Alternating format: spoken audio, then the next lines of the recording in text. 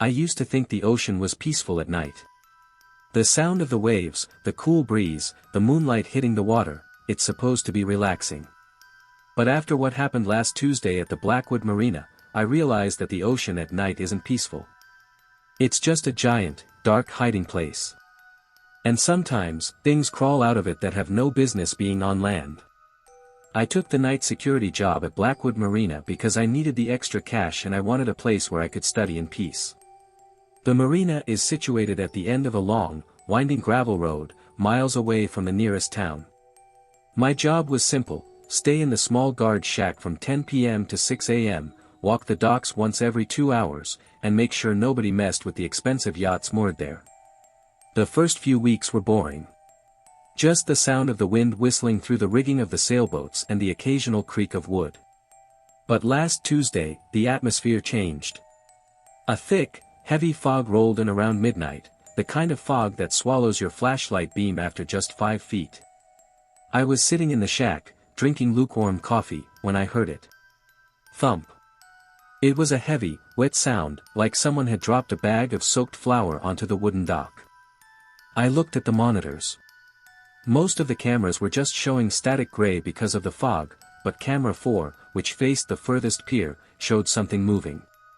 It was a dark shape, low to the ground, pulling itself out of the water and onto the wood. At first, I thought it was a seal. We get them occasionally. But then, the shape stood up. It was thin, unnaturally thin, and tall. It stood there for a long moment, perfectly still, looking directly at the camera. Even through the grainy, low-light footage, I could see its eyes. They didn't reflect light like an animal's, they were just flat, black holes. I felt a cold shiver crawl down my spine. I grabbed my radio and cleared my throat. This is security. This is private property. Identify yourself. Silence. Then, the figure moved. It didn't walk like a person. It moved with a jerky, twitching motion, its limbs bending at angles that made my stomach turn. It started heading toward the main walkway, the only path that leads directly to my guard shack. I locked the door of the shack. My hands were shaking so hard I nearly dropped the keys. I kept my eyes glued to the monitors. The figure passed camera 3, then camera 2. Each time it got closer, it seemed to grow taller, its skin looking pale and slick like a dead fish under the fluorescent pier lights. Then, the monitors went black. One by one. Snap. Snap. Snap. I was sitting in total darkness, save for the small desk lamp in the shack. The only thing I could hear was my own frantic breathing and the distant lap-lap of the water. Scratch. Scratch. Scratch. The sound was coming from the side of the shack. Something was dragging its long, sharp nails against the thin metal siding. It circled the building slowly, deliberately. I grabbed my heavy-duty flashlight and my phone to call the police, but there was no signal. The marina was a dead zone, and the fog seemed to be blocking whatever weak signal usually made it through. A voice then came from right outside the window. It didn't sound like a human voice. It sounded like someone trying to speak while their throat was full of water, gurgling and wet. Is it quiet enough for you? My heart nearly stopped. Those were the exact words I had written in my personal journal just an hour earlier. I love this job because it's so quiet. There was no way this thing could know that. Unless it had been watching me from the water for a long time. I backed into the corner of the shack, holding my flashlight like a club. Suddenly, the scratching stopped. The silence that followed was even worse. I waited for what felt like hours, my eyes fixed on the door. Suddenly, the shack's roof groaned. Something heavy had jumped onto the top of the building. The thin metal ceiling began to dent inward under the weight of something massive. A dark, oily liquid started dripping through the seams of the ceiling, landing on my desk with a hissing sound. I knew if I stayed in that shack, I was dead. I gathered every ounce of courage I had, unlocked the door, and bolted. I didn't look back. I ran down the gravel road, my lungs burning in the cold, wet air. I could hear those fast, slapping footsteps behind me, slap, slap, slap, getting closer. I reached my car, fumbled with the locks, and dived inside. As I slammed the door and locked it, a long, pale hand with webbed fingers slammed against the driver's side window. The glass cracked instantly. I put the car in gear and floored it, fishtailing on the gravel as I sped away. In my rearview mirror, I saw the figure standing in the middle of the road, illuminated by my taillights. It wasn't chasing me anymore. It was just, waving. A slow, rhythmic wave with its elongated arm. The next morning, I refused to go back. I called the marina owner and quit. He went down there to check the shack and called me back an hour later, sounding confused. He said the shack was fine, but my journal was gone. In its place, on the desk, was a single, large deep-sea fish, completely gutted and arranged in the shape of a human heart. I moved inland the next week. I don't go near the water anymore, and I definitely don't work the night shift. Because I know that out there, in the dark, things are listening. And they're waiting for it to get quiet enough again. There's a specific kind of loneliness that only exists at a highway rest stop at 3 a.m. It's a place meant for people who are just passing through, a place where nobody is supposed to stay. I worked the night shift at the last stop plaza off Interstate 90 for 3 years. I thought I had seen every weirdo, every drifter, and every tired traveler. But I was wrong. Because on one rainy Tuesday in November, someone, or something, arrived that didn't come from the highway. And it had no intention of passing through. The last stop was a relic of the 80s. It was a large, circular building with a 24-hour diner, a small convenience store, and a sprawling, dimly lit parking lot surrounded by dense, black pine forest. During the day, it was bustling. At night, it was a graveyard. My shift started at 11 p.m. Usually, it was just me and a cook named Ben. But that night, Ben had called in sick, leaving me completely alone to manage the register and keep an eye on the property. The rain was torrential, turning the parking lot into a shimmering black lake. Around 1:30 a.m., the last of the truckers headed back to their rigs, leaving the building silent. I was restocking the soda fridge when the automatic sliding doors hissed open. I didn't hear a car pull up, which was the first red flag. The wind was howling so loudly that I assumed the sensors had just glitched. I walked to the front to check. Standing just inside the door was a man. He was wearing a yellow fisherman's slicker that was far too large for him, the hem dragging on the floor. He was soaking wet, but he wasn't shivering. He stood perfectly still, his head bowed so that the hood completely shadowed his face. "Can I help you with something, sir?" I asked, keeping my distance behind the counter. He didn't move. He didn't speak. He just raised a hand that was covered in a thick, black leather glove, and pointed toward the back of the store, toward the restrooms. I figured he was just a traveler who had broken down and was in shock. "Restrooms are in the back, left-hand side," I said. He started walking. His footsteps didn't sound like boots on tile, they sounded heavy and hollow, like wood striking the floor. I watched him on the security monitor. He didn't go into the restroom. Instead, he stopped in front of the large janitor's closet and just stood there, facing the door. I waited 10 minutes. He didn't move an inch. I decided to check on him, thinking he might be having a medical emergency. As I walked down the narrow hallway, the air grew incredibly cold, so cold I could see my breath. "Sir. You okay?" The man in the yellow slicker slowly turned his head. Not his body, just his head. It rotated nearly 180 degrees to look at me. Under the hood, there was no face. It was just a mass of pale, tightly stretched skin. No eyes, no nose. Just a small, horizontal slit where a mouth should be. I froze. My brain couldn't process what I was seeing. Before I could scream, the slit opened, and a sound came out that I will never forget. It was the sound of a woman's voice, screaming for help, but it was coming out of him. It was a recording, a perfect mimicry of a human in pure agony. I turned and sprinted back to the register. I grabbed the landline, but the cord had been cleanly severed. I looked at the front doors. They were locked. Not just closed, but the metal security gate, the one I only ever lower at the end of a shift, was down and padlocked from the outside. I was trapped in a circular building with a faceless mimic. I ran into the diner area, grabbing a heavy meat cleaver from the kitchen. I hid under the stainless steel prep table, my heart hammering against my ribs. I could hear him walking through the store now. Clack. Clack. Clack.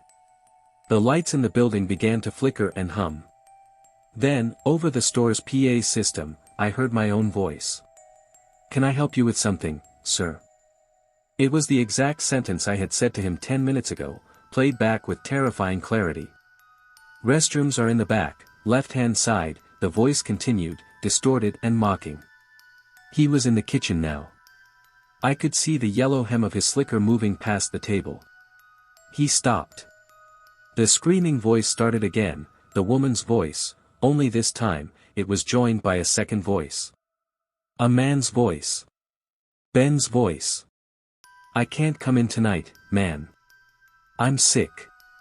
I'm really sick." My blood turned to ice. Ben hadn't called the store, he had called my personal cell phone. That meant this thing had been at Ben's house. The table I was hiding under was suddenly flipped over with superhuman strength. I scrambled back, holding the cleaver out. The yellow-clad figure towered over me. The slit in its face widened, and a long, thin, needle-like tongue flicked out, tasting the air. I didn't think. I swung the cleaver at its legs and scrambled toward the ventilation duct in the ceiling. I climbed the shelves, ripped the vent cover off, and hauled myself into the cramped, dusty crawlspace just as a gloved hand snatched at my boot. I crawled through the dark for what felt like miles, guided only by the muffled sounds of the thing below me. It was destroying the store, smashing glass, and screaming in a dozen different voices, children, old men, women.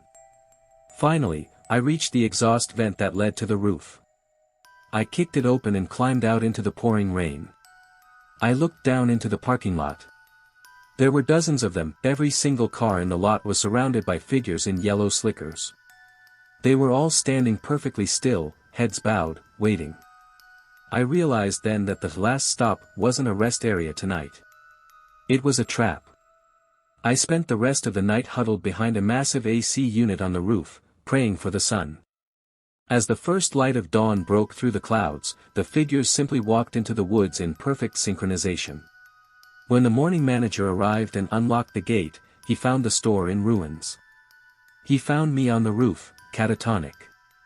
The police checked the security footage, but the cameras showed nothing but static from the moment the man entered.